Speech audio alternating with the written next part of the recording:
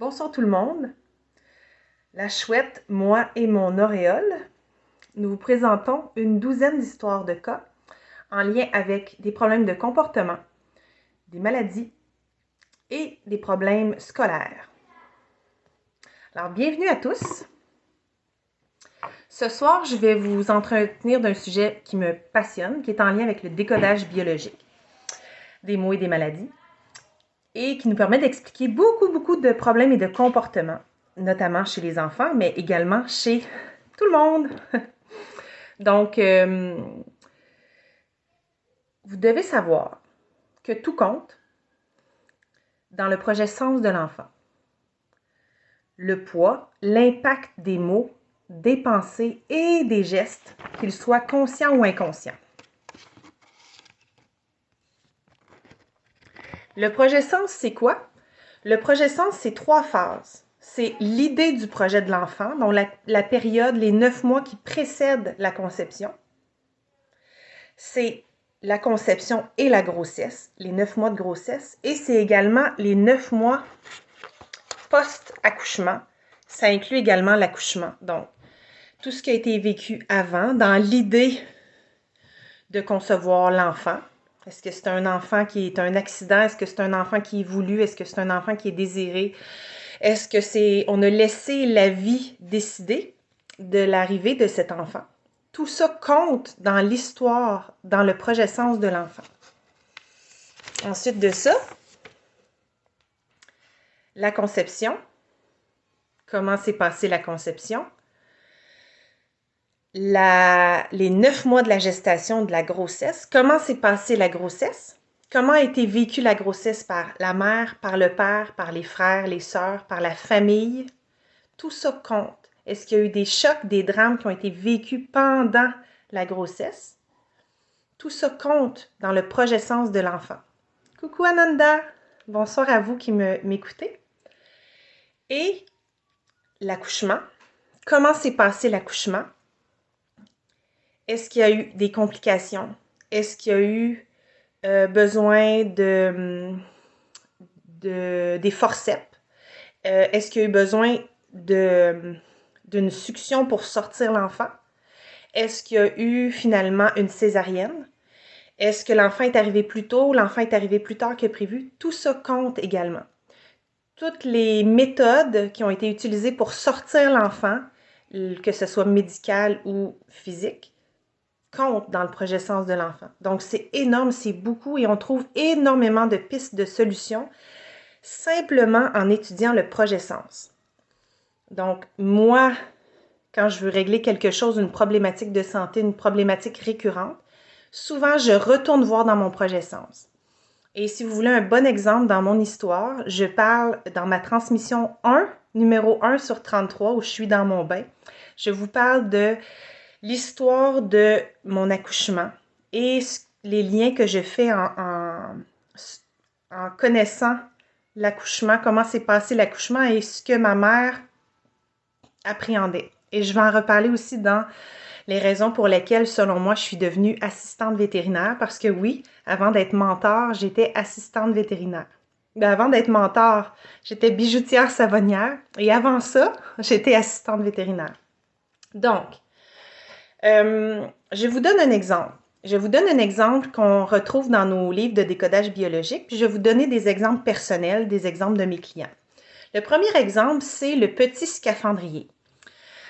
Il y a des parents qui un jour ont voulu concevoir un enfant et pour leur raison personnelle, le père a dit à la mère « Allons faire notre petit scaphandrier ». Donc, pour lui, un enfant dans le bedon, ça ressemblait à un petit scaphandrier. Et donc, il l'a exprimé par ces mots « Allons faire un petit scaphandrier ». Bien, croyez-le pas, cet enfant-là est devenu plus tard un plongeur. Et donc, il a, mot pour mot, répondu à la demande consciente, à l'information envoyée par le père, par les parents à ce moment-là. Donc, on peut voir ça comme un beau programme parce que c'est beau être scaphandrier puis plongeur, c'est un beau métier, c'est quelque chose de noble. Mais des fois, ça peut programmer des choses qui peuvent être troublantes. il y a un exemple que j'ai vécu dans ma propre histoire.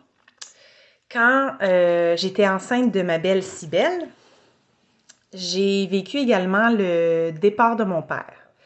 Donc, pendant que j'étais enceinte-té. Quand on est enceinte, on se sent vraiment comme enceinte-té. On se sent, en tout cas moi, je me sentais vraiment honorée par Dieu parce que c'était la chose que je voulais le plus au monde.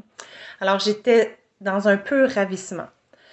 Euh, mais dans mon grand ravissement, je voyais mon père dépérir de jour en jour. Et donc, j'ai vécu ça avec ma fille dans la bédaine, mon bébé collé contre moi qui ressent et qui vit et qui entend tout, tout, tout, tout, tout.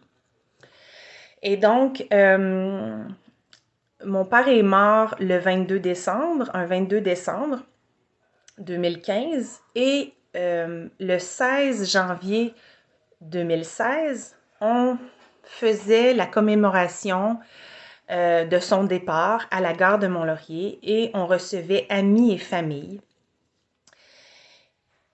Et je me souviens très bien que j'étais très, très pleine. Hein? J'ai accouché de Cybèle le 5 février, donc c'était quelques semaines avant la naissance de Cybèle.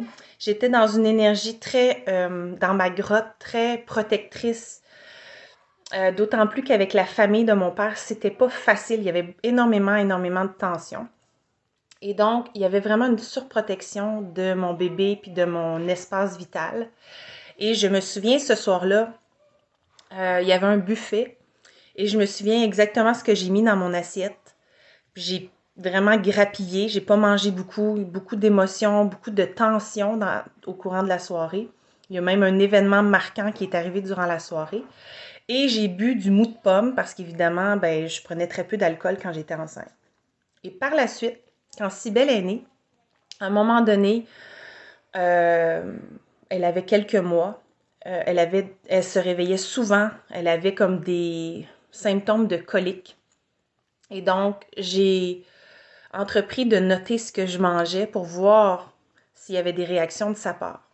Et effectivement, il y avait certains aliments qui passaient pas pour elle. Et quand j'ai réussi à les énumérer, je me suis rendu compte qu'il y a beaucoup de ces aliments-là que j'avais mangés le soir de ses funérailles, des funérailles de mon père.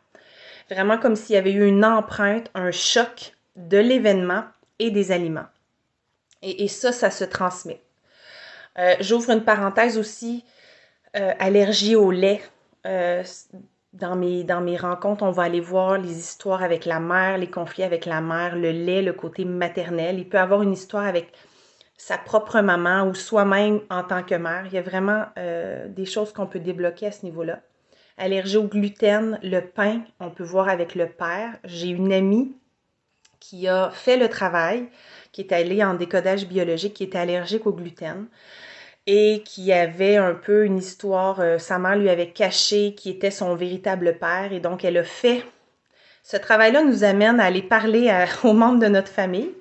Puis inquiétez-vous pas, même si vos parents sont morts, vous avez toujours les informations que vous devez avoir pour guérir, pour régler. Toujours, toujours, toujours.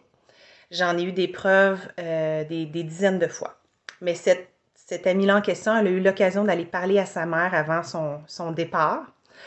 Et sa mère lui a avoué qu'effectivement, elle lui avait menti sur son père. Et cette femme-là, elle a fait le travail, elle a fait les prises de conscience et aujourd'hui, elle mange des croissants, elle mange du pain. Elle a réglé son problème de gluten, ses allergies, ses réactions. Voilà. Fait que ça, c'est quelque chose qui se travaille. C'est pas obligé d'être. Si vous le faites par, je sais pas, souhait d'avoir une meilleure santé, c'est une chose, mais si ça vous pourrit l'existence, il y a possibilité d'aller le régler, d'aller le travailler. Il y a un autre exemple qui est vraiment l'exemple de où parfois l'enfant en fait va toujours vivre, exprimer les conflits biologiques des conflits psychologiques de ses parents. C'est-à-dire que l'enfant vient vraiment comme incarner les conflits biologiques qui n'ont pas été résolus par les parents. Comme il devient également la solution parfaite de survie de son clan. Je vous donne un exemple qui est très facile à comprendre. Si dans la généalogie, il y a eu des histoires de noyades, L'enfant peut devenir, l'enfant ou le petit enfant peut devenir un excellent nageur, même un sauveteur, même il peut gagner des prix. C'est celui qui peut nager dans toutes les conditions. Il est devenu expert nageur parce que dans la généalogie, il y a eu des noyades. Donc, c'est la solution parfaite qu'il soit un excellent nageur. Donc, c'est un beau programme encore là. Il n'y a pas de problématique. Mais pour l'enfant qui a des problèmes d'obésité et malgré tous les régimes, il reste avec un surplus de gras. On peut aller voir aussi parce que le gras, ça sert à flotter. Donc, il peut y avoir des histoires d'abandon, il peut y avoir d'autres histoires par rapport au surplus de gras. Là, pour les problèmes de poids, j'ai un document comme ça avec tous les invariants, si ça vous intéresse, de travailler cet aspect-là. Mais c'est pour vous dire que on est toujours la solution parfaite de survie de notre clan. C'est-à-dire que pour améliorer nos chances de survie, on naît avec des capacités, des nouvelles capacités pour être capable de traverser les dangers, les épreuves, les adversités. Donc, c'est une bonne chose quand c'est des bons programmes, quand c'est des programmes avec lesquels on a des difficultés, mais c'est intéressant d'aller voir la source. Puis, dans mes accompagnements, dans mon modèle à moi, on n'a pas nécessairement besoin d'aller voir dans les vies passées. L'histoire généalogique nous donne assez d'informations pour régler dans cette vie-ci avec les informations qu'on a. Donc, ça peut être un plus, mais c'est pas requis. Les comportements indésirables peuvent être aussi créés par des chocs soudains ou des stress récurrents.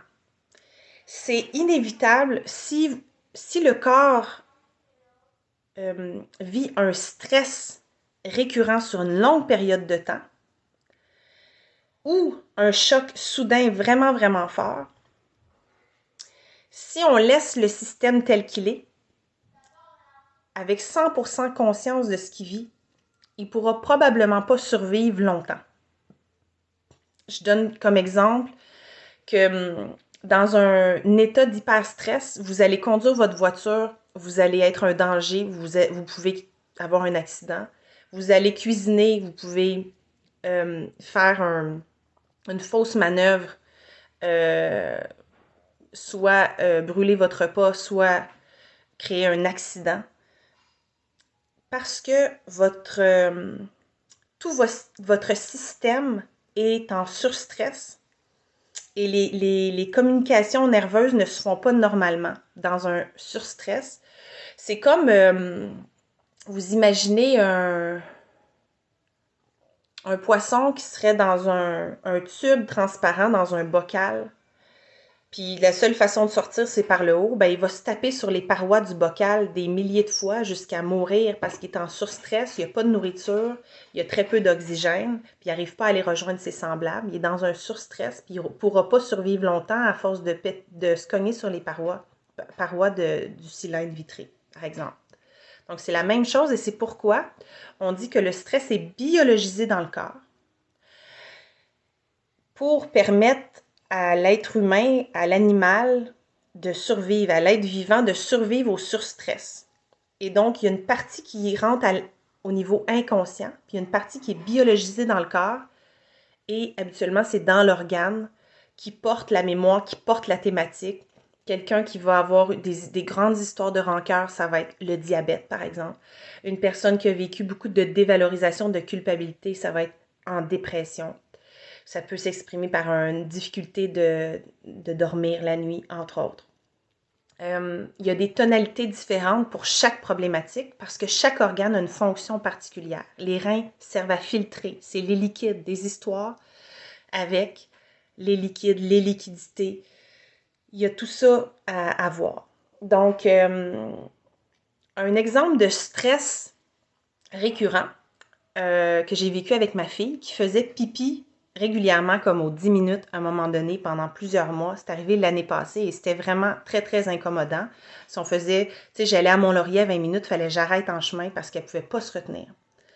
Et ça nous a pris du temps à trouver ça venait d'où, c'était quoi la cause. Et pour elle, ce que j'ai fait un soir, c'est que je l'ai mise comme un peu en surstress pour qu'elle me sorte. Parce qu'étant donné que c'est au niveau inconscient, des fois, c'est tellement sournois qu'on le voit pas, on s'en rend pas compte. Ça nous saute aux yeux, puis on le voit pas parce que c'est la solution parfaite pour qu'on puisse fonctionner. Donc, on n'arrivait pas à trouver, ma fille n'était pas capable de le dire, fait qu'à un moment donné, je l'ai volontairement mis en surstress pour qu'elle me crache le morceau. Puis elle m'a dit qu'elle avait peur que les murs lui tombent dessus, les murs de sa chambre lui tombent dessus. Donc ça, c'était l'événement majeur. Puis il y avait aussi une histoire dans l'auto où elle avait dû se retenir trop longtemps, puis ça l'avait mis en stress. Probablement, j'y avais dit, là, on embarque sur l'autoroute, puis tu pourras pas faire pipi avant tant de temps, puis là, c'est maintenant ou jamais, ou en tout cas, il y avait eu un stress dans la voiture pendant, sur la route. Salut Pascal et Yannick. Donc, ce surstress-là, ça a fait en sorte que Cybèle, elle pouvait pas se retenir, elle demandait à faire pipi aux 10 minutes, elle pouvait pas se retenir. Et ça a pris un certain temps, puis à un moment donné, on a mis le doigt dessus. Puis en l'espace de quelques jours, la problématique s'est résolue. Et depuis, elle ne fait plus pipi. C'est régulier, c'est normal. Fait que ça, c'est un autre bel exemple. On voit que c'est un stress qu'elle a vécu qui l'a perturbé. Un autre stress qu'on a identifié, elle avait mal aux oreilles. Elle avait mal aux oreilles. C'est quelque chose qui s'est arrivé à quelques reprises. Puis à un moment donné, à force de poser des questions, je lui ai dit, OK, est-ce qu'il y a quelque chose, un bruit qui te dérange? Y a-t-il quelque chose que tu entends que tu veux pas entendre? Tu sais, il y a plusieurs pistes à aller à explorer. Puis à un moment donné, on a su que son calorifère dans sa chambre depuis plusieurs mois, il faisait vraiment un drôle de son seulement la nuit. Seulement la nuit parce qu'elle dort dans sa chambre la nuit, elle l'entend pas le jour, elle passe pas de temps dans sa chambre. Le soir pour chauffer, pendant l'hiver, l'été c'est fermé. Pendant l'hiver, pour chauffer, elle entendait un tic-tic-tic, puis une espèce de vouh, puis c'était épeurant pour elle, c'était comme un monstre, c'était un son comme incongru qui lui faisait peur. Donc, on a pris les choses en main, changé le calorifère parce qu'on n'arrivait pas à le réparer, puis automatiquement, les douleurs aux oreilles sont disparues parce qu'on a identifié. Donc, la nuit, le soir qu'on l'a su, on a éteint le calorifère, on a mis une couverture de plus, on a dit, t'en fais plus, tu sais, comme le son, il arrivera pas cette nuit, puis elle a bien dormi, puis les douleurs aux oreilles sont disparues. Donc, il y a plein de... Encore là, il y a plein d'invariants liés aux douleurs aux oreilles, les otites, tout ça, ça se décode, ça se comprend. Problème scolaire. Ah oui, puis je voulais parler aussi je vais vous parler de William avant. William, c'est le client c'est le fils d'une de mes clientes, Audrey.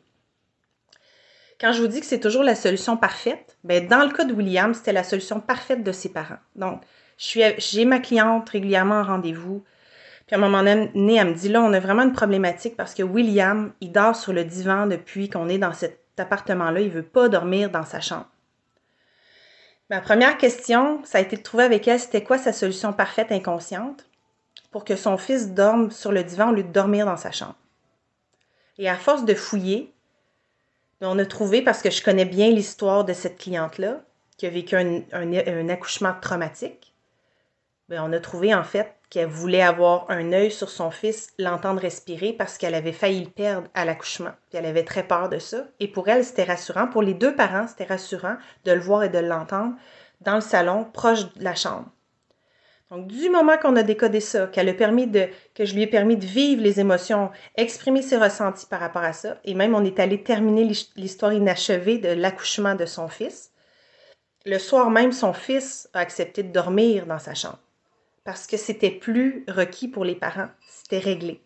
D'ailleurs, avec cette cliente-là, on a refait toutes les étapes de son accouchement qui avait été vraiment traumatique et ses problèmes à la hanche ont disparu dans les heures qui ont suivi la déprogrammation. Donc, c'est extraordinaire. Je vais l'avoir en entrevue cette semaine. Je vous invite à rester à l'affût. C'est une femme qui s'est transformée dans les derniers mois. Elle est extraordinaire. Elle s'appelle Audrey Morin. Donc, je voulais vous parler de problèmes scolaires. On retrouve plusieurs problèmes scolaires. Je n'énumérerai pas tout ici, mais une façon très, très logique de comprendre les problèmes scolaires chez vos enfants par une histoire très simple. On prend l'exemple d'un enfant qui s'est fait dire par la mère que son père venait d'un autre pays. Il n'a jamais su, cet enfant-là, qui était son père, de quel pays. Sa mère, elle a toujours gardé ça nébuleux. ben, cet enfant-là peut avoir des problèmes avec la géographie, par exemple. Ça peut être sa matière, c'est compliqué pour lui parce qu'il peut pas trouver où est son père, il l'a pas su, on lui a pas dit. C'est des informations qui sont manquantes. Donc, aussitôt que vous pouvez, venez dire la vérité à vos enfants, ça va les libérer. Puis d'ailleurs, si c'est des choses qui se disent pas ou qui sont trop lourdes, vous pouvez parler à vos enfants dans leur sommeil. Donc, pendant qu'ils dorment, aller à leur chevet puis leur dire le poids des vérités que vous gardez pour vous, pour les libérer eux aussi, pour qu'ils puissent avancer.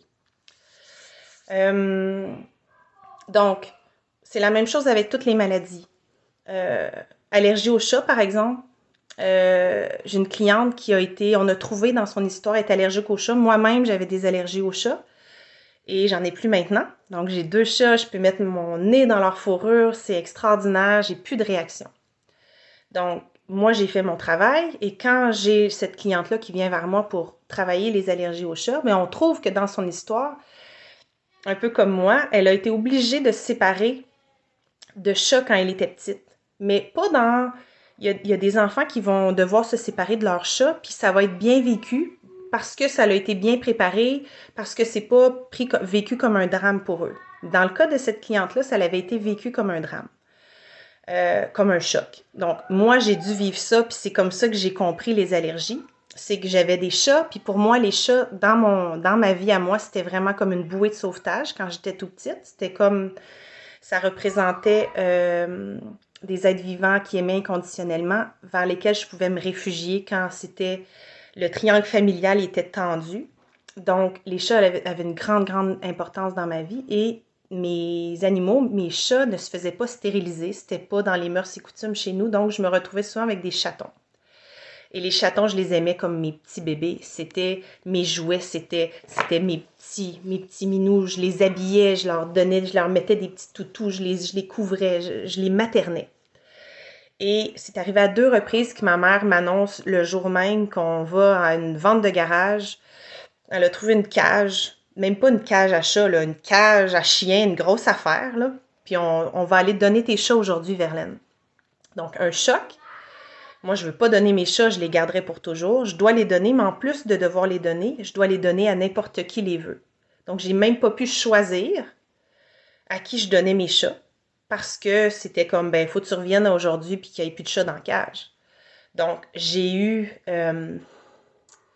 plus tard dans le processus où j'ai commencé un travail sur moi, je suis retournée dans cette histoire-là et je l'ai terminée de la façon dont j'aurais voulu que ça se termine. C'est-à-dire, j'aurais au moins voulu pouvoir dire aux gens à qui je donnais les chats c'était quoi mes conditions, puis peut-être pouvoir garder contact pour que ça se fasse de façon moins dramatique. Donc, les allergies aux chats, aux animaux, aux acariens, au pollen, ça se règle quand on comprend les histoires de séparation qu'il y a derrière. Donc, quand je dis que c'est la même chose avec toutes les maladies, ce qu'on voit, c'est que c'est vraiment une escalade d'événements qui mène au problème, à la problématique. Puis quand on retourne dans l'histoire du client, de la cliente, on trouve, puis ça nous permet de voir clair, de faire une mise en lumière. D'ailleurs, je vous envoie, si vous êtes intéressé par le décodage des allergies, c'est un décodage qui a été fait par Christian Flèche. C'est un très bon décodage qui va vous permettre déjà d'avoir une idée puis d'avoir des pistes. Je l'ai en ma possession, puis ça me ferait plaisir de vous le partager si vous écrivez-moi un petit mot en privé pour me dire que ça vous intéresse d'en connaître un peu plus, de lire là-dessus. C'est une page, c'est vraiment accessible, facile à lire, mais ça peut vous donner des bonnes pistes. Quand je parlais de programme, puis je vais terminer avec ça, mon histoire. Quand je parlais de programme, en fait, c'est que il y a des raisons pour lesquelles on fait tel métier, on va vers tel type de travail. Il y a une histoire derrière. Puis moi, j'ai découvert pourquoi je suis devenue assistante vétérinaire, puis pourquoi je suis devenue mentor et coach. Donc, pour faire une histoire courte, parce qu'il y a plein d'événements, c'est intéressant que notre programme de vie devienne plus un programme de survie, mais qu'il devienne vraiment un choix éclairé, conscientisé. Donc, assistante vétérinaire, vous vous souvenez, en tout cas, si vous ne l'avez pas écouté dans ma transmission numéro 1 sur 33, je parle un peu de l'énergie de mon accouchement. Et ma mère était prête à accoucher à la maison. Elle avait préparé, désinfecté ses ciseaux. Donc, dans le métier d'assistante vétérinaire, On apprend à désinfecter. On apprend tout l'aspect chirurgical. Les assistants sont là pour assurer le monitoring, donc assister la respiration, offrir les instruments, les bons instruments aux médecins vétérinaires. Donc, il n'y a pas de hasard, ma mère, elle s'était préparée pour ça. Elle est finalement allée accoucher à l'hôpital. Je parle de ça dans cette transmission-là. J'ai eu aussi un chat qui était affecté d'une conjonctivite. Donc, c'est un œil avec un peu de pus. Et ma mère, sa première réaction, j'étais avec elle. Mes parents venaient de se séparer. Il n'y a pas de hasard non plus, là, ça s'explique. Mais pour vous dire que ma mère, elle n'avait pas en tête d'amener le chat chez le vétérinaire, de le faire soigner. Donc, j'ai été obligée de le faire tuer. Et ça s'est fait de manière très dramatique, c'est-à-dire qu'il s'est fait tuer, on l'a donné au voisin. Le voisin l'a mis dans une boîte et il l'a mis l'exhaust de char pour tuer le chat. Et le chat, il s'est sauvé. Donc, quelques jours plus tard, j'ai entendu miauler, j'ai ouvert la porte et j'ai vu le chat fantôme que je croyais mort revenir chez moi. Il s'appelait Noisette et j'ai dû le retourner à l'abattoir parce que c'était ce qu'on m'avait inculqué, c'était comme l'autorité qui me demandait de faire cet acte-là. Comme ma mère, elle a été en situation d'autorité face au docteur à mon accouchement, par exemple. Et donc, je sais aujourd'hui par mes cours en technique de santé animale qu'une conjonctivite, ça se règle très facilement, ça se guérit facilement avec un petit peu de polysporin, puis beaucoup d'attention, puis d'amour. Donc, je suis allée chercher les informations que j'avais besoin pour solutionner mon histoire. Puis je vous ai dit aussi que les chats étaient une bouée de sauvetage pour moi quand j'étais enfant, puis il y a plein d'histoires, donc il n'y a pas de hasard. Pourquoi je suis devenue mentor maintenant, ce qui est très intéressant, c'est que ma mère, puis quand je vous dis que c'est vraiment une chronologie, puis une escalade d'événements, on le voit aussi dans la généalogie, comment on est la solution parfaite de survie du clan, puis comme la perfection, tu sais, d'une génération à l'autre, on améliore certains aspects, on vient régler ou achever ce que nos parents, grands-parents ont pas pu achever. Donc, ma mère travaillait à l'école des adultes à Maniwaki pendant plusieurs années. Là, ça a été comme son travail principal.